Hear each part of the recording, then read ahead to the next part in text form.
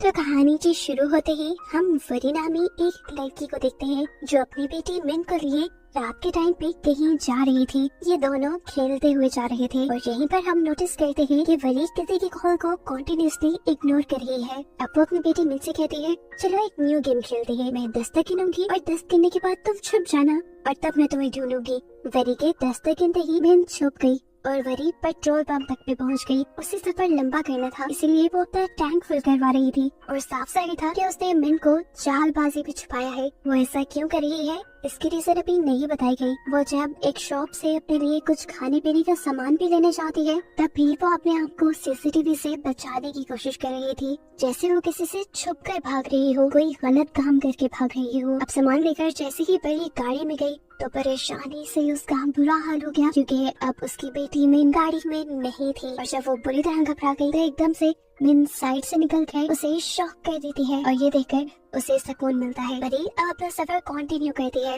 Worry बहुत ज्यादा लंबी ड्राइव कर चुकी थी, अब तो उसे नींद भी आ रही थी। इसी के चलते वो एक बुरे ट्रक से होने वाले एक्सीडेंट से भी बची, जिसके बाद उसने फैसला किया कि वो गाड़ी को साइड पे लगा कर थोड़ी देर सो जाएगी और फिर उठ के सफर कंटिन्यू करेगी। सुबह उसकी आँख गाड़ी की विंडो पर होने वाली नॉक से खुली और अपने पास पुलिस को देखकर वो इस तरह घबरा गई जैसे पुलिस उसे पकड़ने आई हो, लेकिन ऐसा कुछ नहीं था। पुलिस ने उसे कहा, आपको यहाँ से चले जाना चाहिए, ये इलाका सेफ नहीं, यहाँ पर डाकू आते हैं। आपकी किस्मत अच्छी थी कि आपके साथ ऐसा कुछ नहीं हुआ। पुलिस की बात मानते हुए वो वहाँ से चली जाती है, लेकिन जाते हुए उसने इस चीज का जरूर ख्याल रखा कि पुलिस वाला ना उसका पीछा कर रहा था ना उस पर नजर रखे हुए था। फाइनली अब वो अपनी मॉम के घर पहुँच गयी, जो एक वीरान सुनसान इलाके में था, जहाँ आकर वरी मिन को लिए अपने रूम में चली जाती है, जहाँ वो बचपन में रहा करती थी। वरी दिखाती है कि उसकी मॉम ने उसकी हाइट नापने के लिए यहाँ पर एक मार्क लगाया हुआ था। मिन भी जब उस मार्क के ऊपर खड़ी हुई तो वो भी उतने ही कद की थी। जिसके बाद ये लोग अपने कामों पे लग गए और यहाँ सीक्रेटली हमें दिखाया गया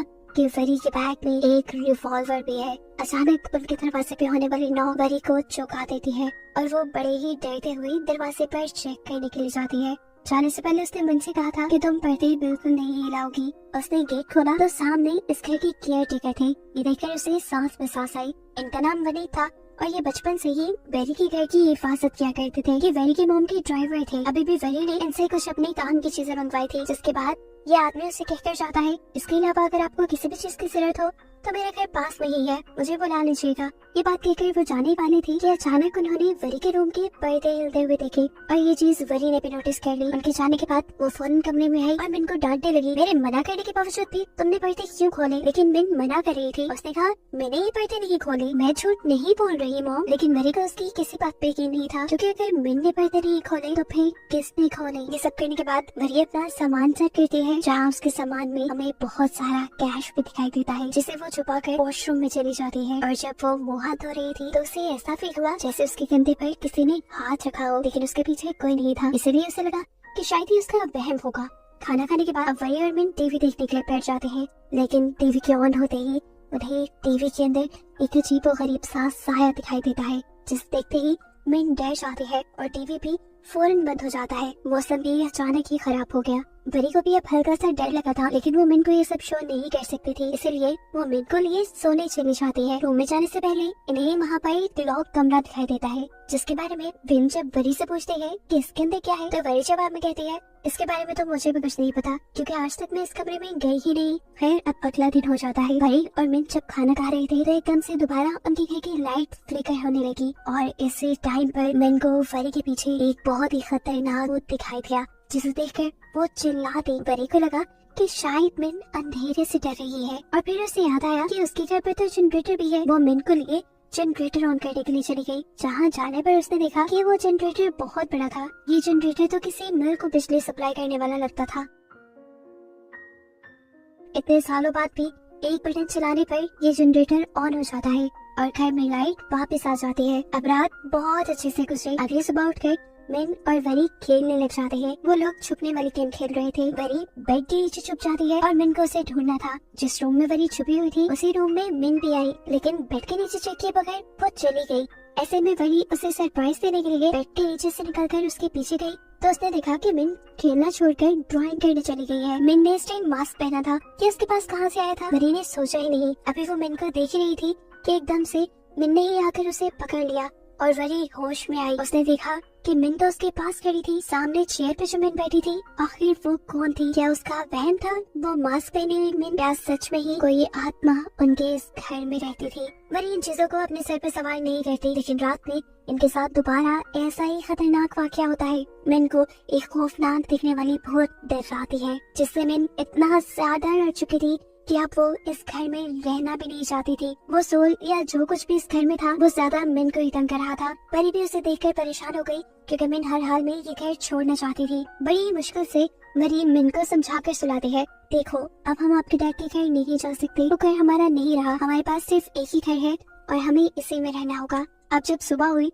तो दोबारा हम वरी को मिन के साथ खेलते हुए देखते हैं, और इस टाइम पर वरी को दोबारा मास्क पहनी हुई वही छोटी लड़की दिखाई देती है। वरी को लगा कि ये बाहर से आई होगी। वरी जब उसे चेक करने के लिए गई तो वो लड़की आगे आगे भागने लग गई। वरी ने भी काफी उसका पीछा किया और फिर वो लड़की गायब हो गई। उस टाइम वरी बुरी तरह कंफ्यूज हो चुकी थी कि आखिर वो लड़की है कौन। अभी वो यही सोच रही थी कि उसे ऊपर मिन की चिल्लाने की आवाज़ें आई। सब कुछ छोड़ छाड़ कर वो भाग कर मिन के कमरे में गई। पहले तो दरवाजा ही नहीं खुला, और जब उसने जोर लगाकर दरवाजा खोला तो अंदर मिन के कमरे का पूरा फर्नीचर हवा में लटका हुआ था। वरी भी बुरी तरह घबरा गई। उसे मिन कमरे में कहीं नजर नहीं आई, क्योंकि मिन तो उस भूत से डरते हुए अलमारी में जा छुपी थी। ये बात अभी वरी को नहीं पता थी। एकदम से अलमारी के दरवाजे भी बंद हो जाते हैं और कमरे का सारा सामान धड़ाम से नीचे गिर जाता है। वरी जोर जोर से मिन मिन कहकर चिल्लाती है, लेकिन मिन कहीं नहीं थी। उसने हर जगह चेक किया, अलमारी भी खोल कर चेक की, लेकिन मिन उसे कहीं नहीं मिली। उसने पूरा घर छान मारा। वो टॉर्च लेकर जंगल में भी गई, लेकिन मिन जब उसे कहीं नहीं मिली तो फिर थक हार कर उसने पुलिस में रिपोर्ट करवाने का सोचा। इंस्पेक्टर अब वरी की कंप्लेन करने पर आ जाती है। घर में आते ही उसने जो सबसे पहले नोटिस किया वो वरी के मुंह के निशान थे। घर की एंट्रेंस की टाइल टूटी हुई थी। ऊपर जब वो देखती है तो ऊपर का शैडियर भी टूटा हुआ था। ऐसा लग रहा था कि जैसे शैडियर के गिरने से ही ये टाइल्स टूटी होंगी। वो अब वरी से ही इन्वेस्टिगेशन शुरू कर देती है। तब वरी उसे रात में होने वाली सारी चीजें बताती है कि कैसे एक बच्ची उसे नजर आई, और जब वो उस बच्ची का पीछा करने गई तो बाद में कमरे में आने पर मिन गायब थी और मिन के रूम का सारा फर्नीचर हवा में था। इंस्पेक्टर को वरी की इस कहानी पे बिल्कुल यकीन नहीं था। ऐसा कैसे हो सकता था कि बिला वजह रूम का फर्नीचर हवा में खड़ा हो जाए। उसे वरी की बातों में कहीं न कहीं झोल लग रहा था। वो आप वरी से वरी के हस्बैंड के मिन के डैड के बारे में सवाल करती है, और वरी झूठ बोल देती है कि मैंने काफी सालों पहले उसे छोड़ दिया है। वरी से सारे सवाल जवाब पूछने और मिन का कमरा देखने के बाद वो इंस्पेक्टर अब वरी से मिन की फोटो मांगती है, ताकि वो लोग कार्रवाई को आगे बढ़ा सके। लेकिन वरी के पास मिन की कोई फोटो नहीं थी, क्योंकि सब फोटोज पुराने मोबाइल में थी जो उसने आते ही गिरा दिया था। और हैरानी की बात ये थी कि वरी किसी वजह से सोशल मीडिया भी यूज नहीं करती थी। ऐसे मिन का फोटो वहाँ से भी नहीं मिलने वाला था। अब इंस्पेक्टर ने जितने सबूत हो सकते थे इकट्ठा करवाए, लेकिन ये सारे सबूत इस बात के लिए काफी नहीं थे कि मिन वरी के साथ यहाँ रहती थी। अब घर के बाहर पुलिस में खड़ी देखकर बनी यानी इस घर का केयर टेकर यहाँ आ जाता है, जिससे भी जब पुलिस मिन के बारे में सवाल करती है तो वो पुलिस को बताता है, नहीं वरी मैम तो यहाँ पर अकेले आई थी। वरी कहती है, नहीं पुनीत अंकल याद करी, उस दिन जब आपने ऊपर देखा था एकदम से पर्दे हटे थे ना, ऊपर मिन ही थी, लेकिन क्योंकि वो मिन को किसी के सामने नहीं लाई थी इसलिए किसी को यकीन नहीं हो रहा था कि मिन उसके साथ यहाँ थी। अब पुलिस को लगने लगा था कि वरी को कोई साइकोलॉजिकल इशू है, जिसकी वजह से उसे लग रहा है कि उसकी बेटी उसके साथ ही है। यहाँ तक कि पुलिस को तो ये भी शक होता है शायद वरी की कोई बेटी ही ना हो। अब इंस्पेक्टर को वनीत और वरी की बातों से पता चला था कि वरी काफी सालों बाद यहाँ आई थी। वो वरी से पूछती है, अच्छा तो बताइए कि आप आई कहाँ से है? इस टाइम वो झूठ नहीं बोलती और सच बता देती है कि वो पिछले ही हफ्ते बैंकॉक से आई है। वो किस रास्ते से आई, रास्ते में कहाँ कहाँ रुकी, वो सारी डिटेल्स इंस्पेक्टर को देती है कि किसी भी चीज की मदद से वो सिर्फ मिन को ढूंढ लाए। इंस्पेक्टर उसकी बात मानते हुए इन्वेस्टिगेशन शुरू कर देती है और उसके बताए रास्तों की सीसीटीवी फुटेज चेक करवाती है, लेकिन किसी भी सीसीटीवी फुटेज में मिन थी ही नहीं, जैसा कि हमने शुरू में देखा था कि वो खुद मिन को सीसीटीवी से छुपा रही थी। अब सारा मामला समझने के बाद इंस्पेक्टर को यही लगा कि मिन शायद इस दुनिया में एग्जिस्ट ही नहीं करती, इसीलिए वो मिन के गायब होने की रिपोर्ट नहीं लिखते। एक रात तो वरी भी खामोश हो गई, लेकिन फिर उससे रहा नहीं गया। परेशानी में पागल हुए पुलिस स्टेशन जाकर उससे सब कुछ साफ साफ बता दिया कि मैं झूठ नहीं बोल रही, मेरी एक बेटी है और मैं उसे एक ही हफ्ता पहले बैंकॉक से लेकर आई हूँ, बहुत मुश्किल से अपने हस्बैंड से बचाकर। मेरे हस्बैंड मुझे मारते थे, इसी वजह से मैं छुपकर यहाँ आ गई। उसने अब ये भी सच बता दिया था कि आने से पहले उसने अपने हस्बैंड पर जानलेवा हमला किया था।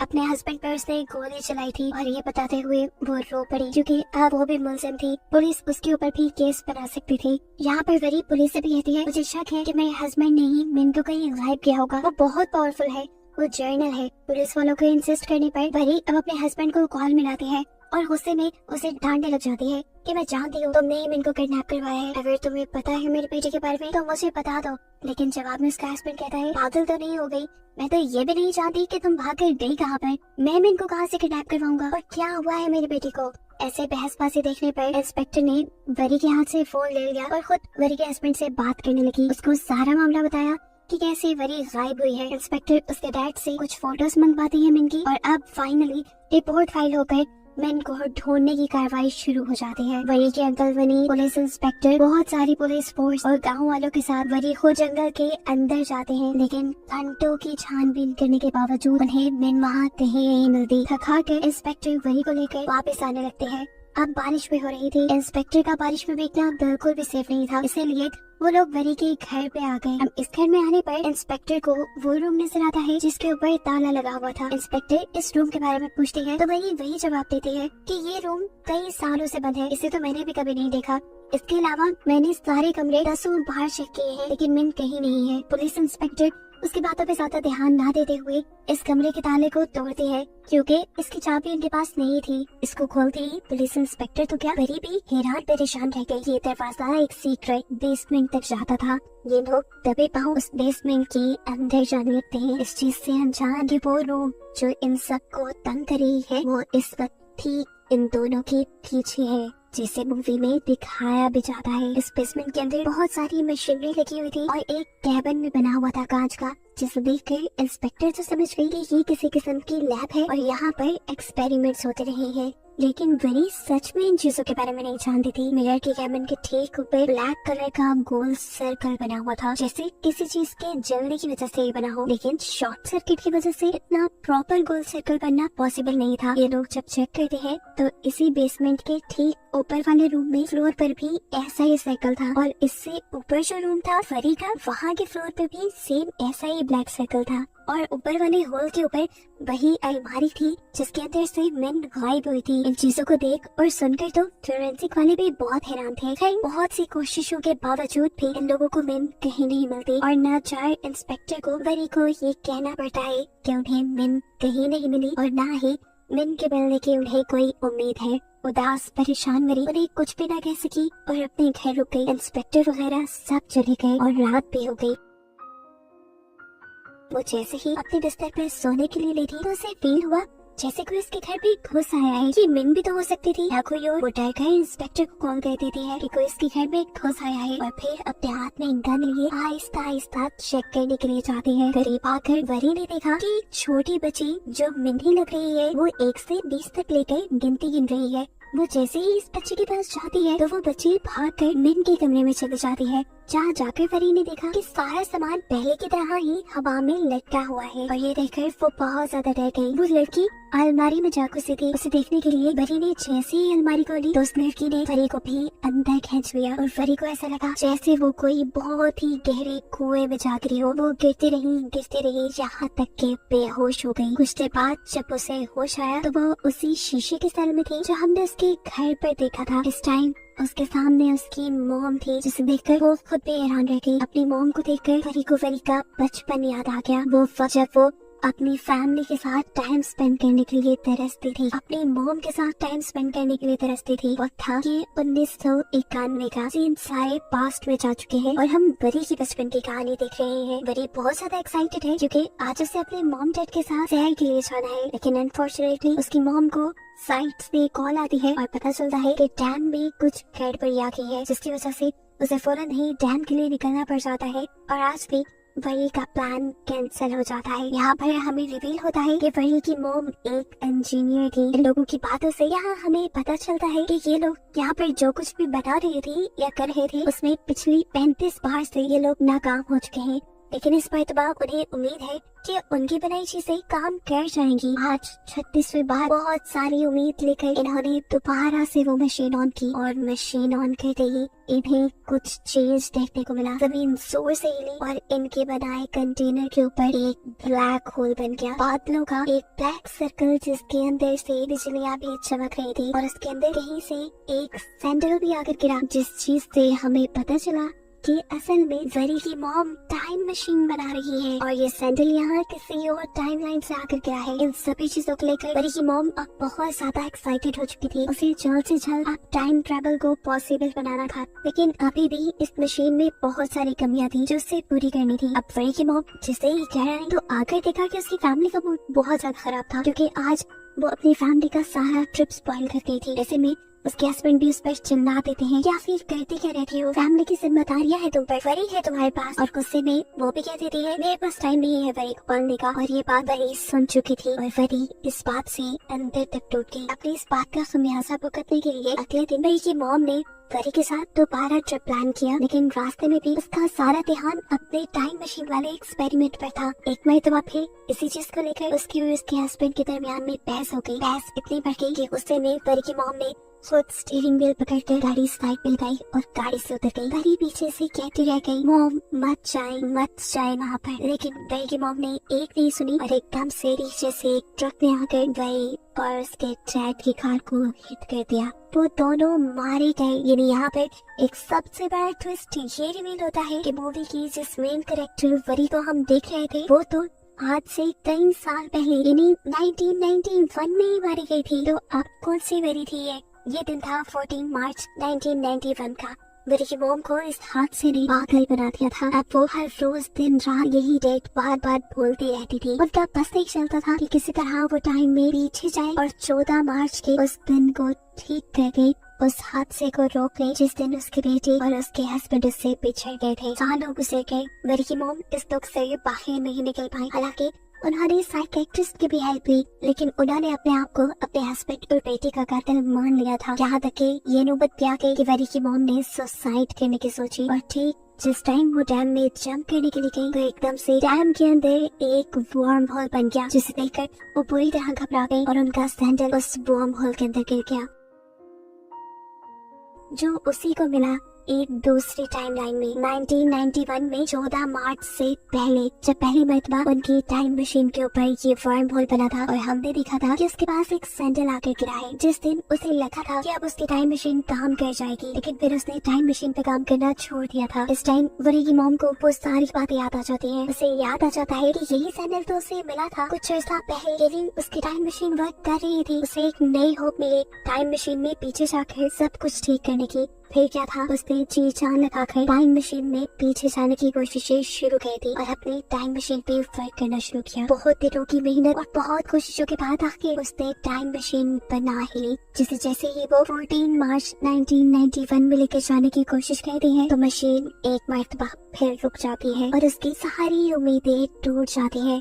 वो पागल ही हो गई, इस नाकामी को वो सह नहीं पा रही थी। गुस्सा, एक्सॉशन, सब कुछ उसने इस मशीन के ऊपर ही उतार दिया। उसने जोर जोर से मशीन के सिस्टम के ऊपर हाथ मारा और पता नहीं उसे ऐसा कौन सा बटन चला कि ये टाइम मशीन दोबारा चल गई।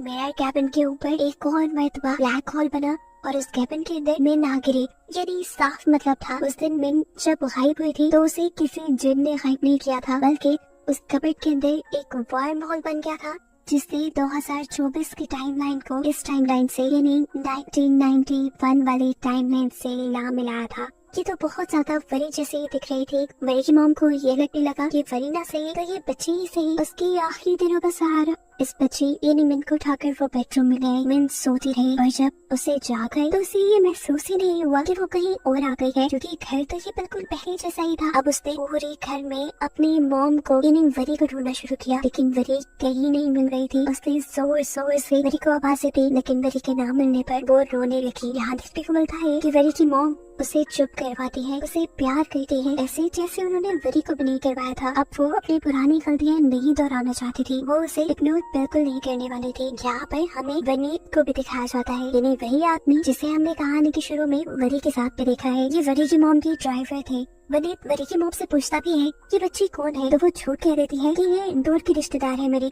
और मैंने इसे अडॉप्ट कर लिया है। उसके साथ शॉपिंग करती है, पार्क में जाती है, सैर करवाती है और हर वो काम जो एक मॉम अपने बेटे के साथ कहती है वो करती है। सब कुछ बिल्कुल ठीक चल रहा था। मैं भी यहाँ खुश रहने लगी थी, अपनी मॉम को भी बोल रही थी, लेकिन कहीं ना कहीं अभी भी फरी की मॉम के दिल में अपने बेटे और अपने हस्बैंड का ख्याल था, जिसके लिए दोबारा वो अपनी टाइम मशीन स्टार्ट करने का सोचती है। उसे उम्मीद थी कि इस मर्तबा तो वो जरूर उस दिन में यानी 14 मार्च 1991 में चली जाएगी, जब उसकी फैमिली उससे बिछड़ी थी। टाइम मशीन में डेट सेट करने के बाद वो एक लीवर दबाकर टाइम मशीन को ऑन कर देती है और सीन कट होकर हमें प्रेजेंट टाइमलाइन दिखाई जाती है, यानी 2024, जहाँ पर वरी को मिन मास्क पहने दिखाई दे रही है। ये सच में मिन ही है जो असल में वरी की मोम के साथ छुपन छुपाई खेल रही थी मास्क पहनकर। मिन के साथ खेलते हुए वरी की मोम तो अपनी लैब में आ गई, लेकिन मिन उस ढूंढने और छुपने के चक्रों में एक और मर्तबा अपनी प्रेजेंट टाइमलाइन में आ गई और आकर दोबारा से अलमारी में चली। इस मूवी का फर्स्ट हाफ यही कंप्लीट होता है। अगर आपको सेकंड पार्ट देखना है तो हमारे चैनल को सब्सक्राइब करें और लाइक करें और कमेंट में जरूर बताएं कि आपको यह एक्सप्लेनेशन कैसा लगा।